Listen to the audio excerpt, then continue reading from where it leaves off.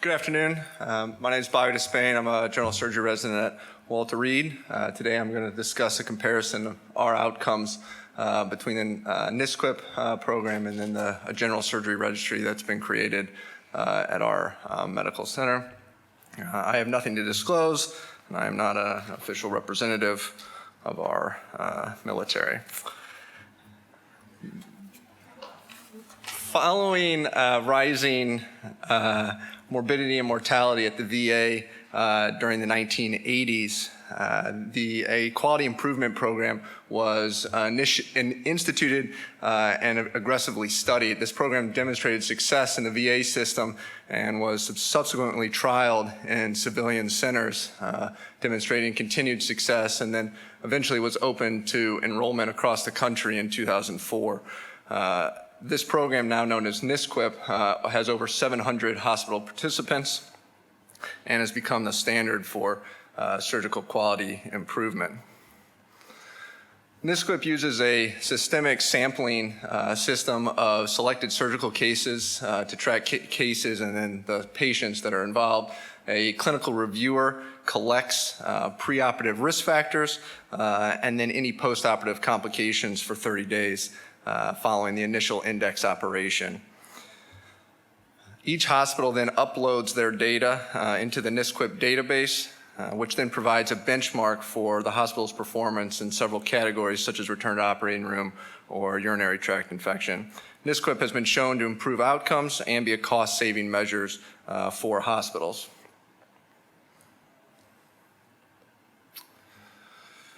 Although trauma patients are excluded from NSQIP, emergency general surgery patients are not. An emergency general surgery patient is any patient that requires an emergent surgical evaluation for disease within the realm of general surgery.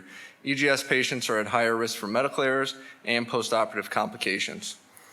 EGS is an independent risk factor for death and postoperative complications. Thus, given the differences between EGS cases and selective general surgery cases, we hypothesize that NSQIP may not sufficiently capture EGS patients and their outcomes, thereby underrepresenting EGS-relevant outcomes. In 2016, the Division of Trauma and Acute Care Surgery at our hospital developed an emergency general surgery PI program modeled after our existing trauma PI program. As part of this program, an EGS registry was created. From 2016, at the registry outset, to 2018, the registry was queried for the 4 most commonly performed EGS cases at our institution, to include laparoscopic appendectomy, laparoscopic cholecystectomy, exploratory laparotomy for small bowel obstruction, and non-elective hernia repair. For the same time period, the NSQIP database was queried for the CPT codes for those 4 operations, and then using the EGS registry as the gold standard for EGS patients, those patients in the NSQIP data were pulled out and their outcomes recorded. In our institution, NSQIP abstracts roughly 20% of eligible cases.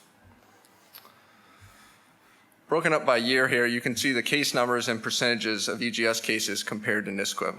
NSQIP abstracted 16% of EGS cases in 2016, 23% in 2017, and 15% in 2018.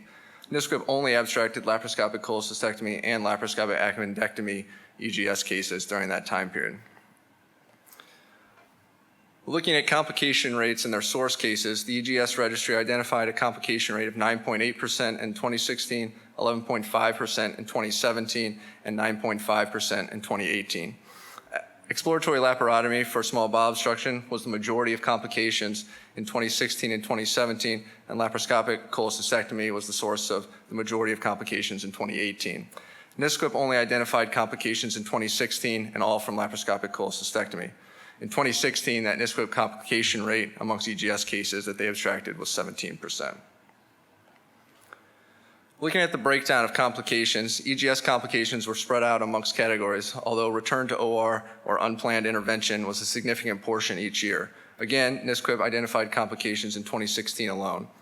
Of note, unplanned ICU admission, while an EGS outcome, is not tracked by NSQIP. Thus, again, to sort of summarize our results, the EGS complication rate for each year was 10%, 12%, and then 10%. The NSQIP abstraction rate of EGS cases was 16%, 23%, and 15%. NSQIP identified complications in 1 to 3 years and only from laparoscopic cholecystectomy.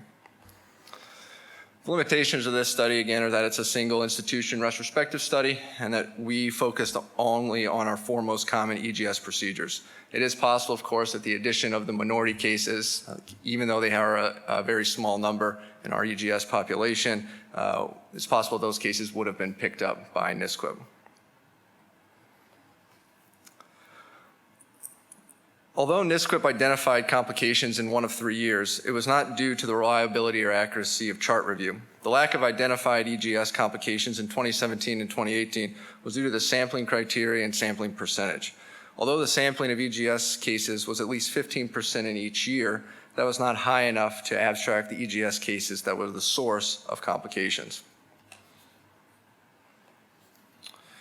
Nationally, the 7 EGS procedure groups listed here account for the overwhelming majority of EGS cases, complications, and costs. Thus, further quality improvement efforts focused on these cases would reveal an untapped potential of morbidity and mortality reduction, as well as possible cost savings.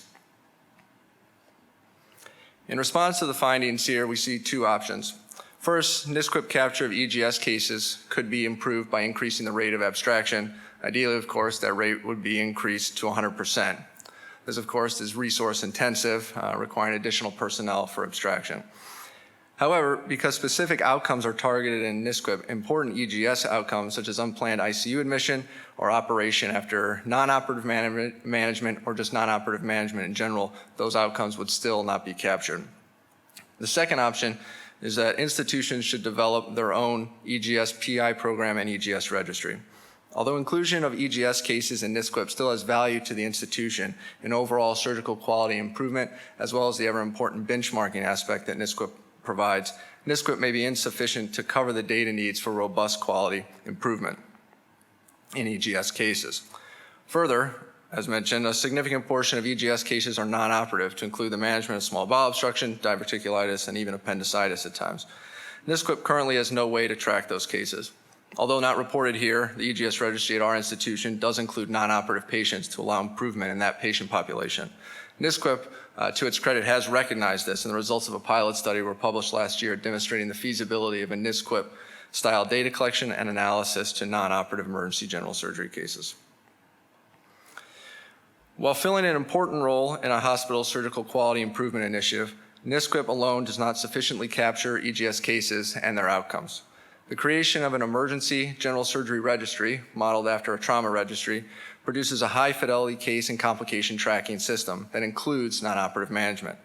An EGS registry with a focus on quality improvement can increase value to patients and healthcare systems by focusing on a high-risk, high-yield population beyond what is commonly targeted by the current surgical data collection programs.